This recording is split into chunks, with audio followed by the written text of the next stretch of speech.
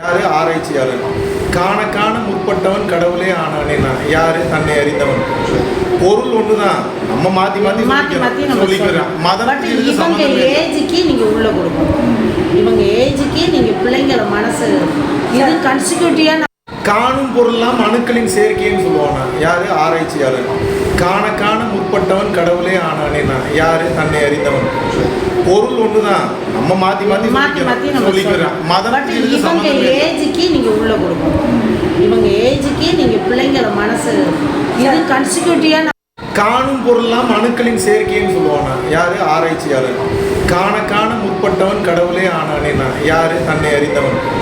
பொருள் ஒண்ணுதான், நம்ம மாத்தி சென்னை அசோக் நகர் பெண்கள் மேல்நிலைப் பள்ளியில் மோட்டிவேஷனல் ஸ்பீச் என்ற பெயரில் சொற்பொழிவு நடைபெற்ற விவகாரம் தொடர்பாக வீடியோ வெளியாகி இருக்கிறது. கூடுதல் விவரங்களோடு செய்தியாளர் பாண்டியராஜன் இணைப்பில் இருக்கிறார். பாண்டியராஜன் வணக்கம். இந்த வீடியோவில் என்ன தெரிவிக்கப்பட்டிருக்கு, விவரங்களை சொல்லலாம். கடந்த 28ஆம் தேதி சென்னை அசோக் நகர் பெண்கள் மேல்நிலைப் பள்ளியில ஆன்மீக சொற்பொழிவு ஒன்று நடந்திருக்கிறது. குறிப்பாக தன்னம்பிக்கை தரும் பேச்சு என்கின்ற தலைப்பில் தான் அதற்கான அனுமதி பெறப்பட்டிருக்கிறது. குறிப்பாக கடந்த 24ஆம் தேதி பள்ளி மேலாண்மை குழு கூட்டம் சென்னை அசோக் நகர் பெண்கள் மேல்நிலைப் பள்ளியில் நடைபெற்றிருக்கிறது. அந்த பள்ளி மேலாண்மை குழு கூட்டத்தில் கலந்து கொண்ட பள்ளி மேலாண்மை குழுவினுடைய உறுப்பினராக இருந்த காமாட்சி என்பவர் மகாவிஷ்ணுவை பரிந்துரை செய்திருக்கிறார். தன்னம்பிக்கை தரும் பேச்சாளராக இருக்கக்கூடிய இவர் மாணவிகளிடம் பேசினால் அவர்களுக்கு நல்ல வழிகாட்டியாக இருக்கும் என பரிந்துரை செய்திருக்கிறார். பள்ளி மேலாண்மை குழு கூட்டத்தில் முடிவெடுக்கப்பட்டதன் பிறகாக தலைமை ஆசிரியரிடம் அந்த தகவல் வழங்கப்படுகிறது. அதன் பிறகுதான் மாவட்ட கல்வி அதிகாரியிடம் அனுமதியானது பெறப்பட்டிருக்கிறது. அனுமதி கடிதத்தில் மோட்டிவேஷனல் ஸ்பீக்கர் கலந்து கொள்ளும் நிகழ்ச்சி பள்ளியில் நடைபெற இருக்கிறது, அதற்கான அனுமதி வேண்டும் என அந்த அனுமதியானது பெறப்பட்டிருக்கிறது.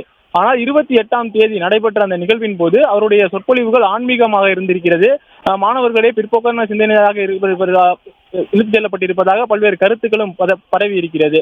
குறிப்பாக மகாவிஷ்ணு அன்று அந்த நிகழ்வுக்கு கலந்து கொள்வதற்கு முன்பாக தலைமை ஆசிரியர் அறையிலே அமர்ந்திருக்கிறார். அவரிடம் நீங்கள் எந்த மாதிரியாக பேசுவீர்கள் என சொல்லும் தலைமை ஆசிரியர் மகாவிஷ்ணுவிடம் கேட்கிறார். அதற்கு மகாவிஷ்ணு, என்னை பேசவிட்டால் நான் பயங்கரமாக வேறு ஏதோ பேசி விடுவேன், நீங்கள் என்ன பேச வேண்டும் என்று சொல்லுங்கள் என மகாவிஷ்ணு தலைமை ஆசிரியரிடம் கேட்கிறார். அதற்கு தலைமை ஆசிரியர், எங்களது பிள்ளைகளை நல்வழிப்படுத்தும் விதமாக அவர்கள் கவனத்துடன் படிக்கும் வகையிலே பேச வேண்டும் என்கின்ற அந்த அறிவுறுத்தலை அவரிடம் வழங்கியிருக்கிறார்.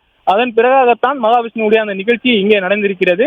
அந்த நிகழ்ச்சி தொடங்குவதற்கு முன்பாக அரை மணி நேரம் தலைமை ஆசிரியர் அறையில் மகாவிஷ்ணு பேசியிருப்பதாகவும் தெரிவிக்கப்பட்டிருக்கிறது. அவருக்கான அங்கே உணவு கொடுக்கப்பட்டிருக்கிறது. அதன் பிறகு எதை பற்றி பேச வேண்டும் எனவும் அவர் கேட்டிருக்கிறார். தலைமை ஆசிரியர் குழந்தைகளை நல்வழிப்படுத்தும் வகையில் நீங்கள் பேச வேண்டும் என அந்த அறிவுறுத்தலையும் வழங்கியிருக்கிறார். அதன் பிறகாகத்தான் இந்த சொற்பொழிவு நடந்திருக்கிறது. அந்த சொற்பொழிவு தன்னம்பிக்கை சொற்பொழிவாக அல்லாமல் ஆன்மீக சொற்பொழிவாக இருந்ததாக சமூக வலைதளங்களில் கருத்து பதிவாகியிருக்கிறது. அதனைத் தொடர்ந்துதான் இந்த சர்ச்சையும் ஏற்பட்டிருக்கிறது. இந்நிலையில் அந்த தலைமை ஆசிரியர் மீது தற்போது ஒழுங்கு நடவடிக்கை எடுக்கப்பட்டு அவர் திருவள்ளூர் மாவட்டத்திற்கு பணிமாறுதல் செய்யப்பட்டிருக்கிறார். அவருடனான அந்த விசாரணை என்பதும் தற்போது நடைபெறும் எனவும் பள்ளிக்கல்வித்துறை சார்பில் தெரிவிக்கப்பட்டிருக்கிறது. மேலும் பள்ளி மேலாண்மை குழு கூட்டத்தில் கலந்து கொண்டவர்களுடைய விவரங்களையும் தற்போது சேகரிக்க தொடங்கி இருக்கிறார்கள். அதில் காமாட்சி என்ற பெண் இந்த நபரை அழைத்து வந்ததற்கு உள்நோக்கம் ஏதேனும் இருக்கிறதா என்பது குறித்து விசாரணை நடைபெறும் எனவும் பள்ளிக்கல்வித்துறை சார்பில் தெரிவிக்கப்பட்டிருக்கிறது.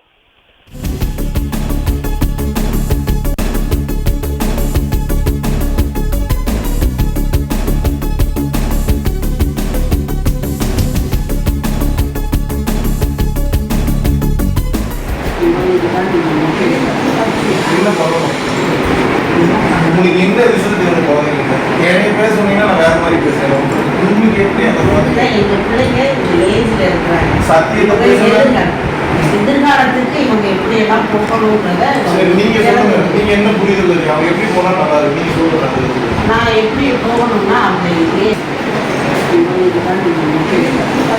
என்ன பண்ணணும், உங்களுக்கு என்ன ரிசல்ட் எனக்கு குழந்தைங்க என்னை பேச சொன்னீங்கன்னா நான் வேற மாதிரி பேசுறேன். உங்களுக்கு எப்படி அந்த குழந்தைங்க எங்க பிள்ளைங்க ஏஜ்ல இருக்கிறாங்க, சத்தியத்தை பேசுறேன். எதிர்காலத்துக்கு இவங்க எப்படி எல்லாம் போகணும்ன்றத நீங்க சொல்லுங்க. நீங்க என்ன புரிதல் இருக்கு, அவங்க எப்படி போனா நல்லா இருக்கு, நீங்க சொல்லுங்க. நான் எப்படி போகணும்னா அவங்க என்ன பண்ணணும், உங்களுக்கு என்ன ரிசல்ட் எனக்கு குழந்தைங்க என்னை பேச சொன்னீங்கன்னா நான் வேற மாதிரி பேசுறேன். உங்களுக்கு எப்படி அந்த குழந்தைங்க எங்க பிள்ளைங்க ஏஜ்ல இருக்கிறாங்க, சத்தியத்தை பேசுறேன். எதிர்காலத்துக்கு இவங்க எப்படி எல்லாம் போகணும்ன்றத நீங்க சொல்லுங்க. நீங்க என்ன புரிதல் இருக்கு, அவங்க எப்படி போனா நல்லா இருக்கு, நீங்க சொல்லுங்க. நான் எப்படி போகணும்னா